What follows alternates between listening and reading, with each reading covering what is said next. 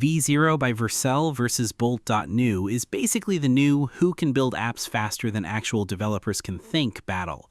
Both tools promise the same thing. You describe an app and within seconds you get something that looks like a real product. But the real question is simple. Are we talking about production-ready development or just really convincing prototypes that make you feel like a senior engineer for 5 minutes?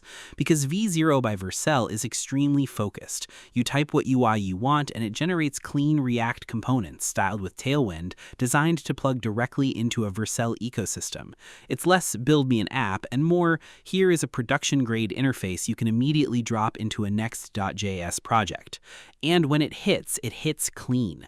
Dashboards, landing pages, admin panels. It doesn't just generate random UI, it generates startup-looking UI, the kind people immediately assume has funding. But the limitation shows up fast. V0 is heavily UI first. It doesn't really pretend to be your full back-end developer. It assumes you already live in the React plus Vercel world, and it's basically your supercharged front-end assistant. Then you have Bolt.new, which feels like the opposite philosophy. Instead of just generating UI, Bolt tries to spin up full-stack applications directly in the browser. You can prompt an idea, and it will generate front-end, back-end, dependencies, and a runnable environment you can actually interact with immediately. It feels less like a UI tool and more like an AI-powered dev sandbox.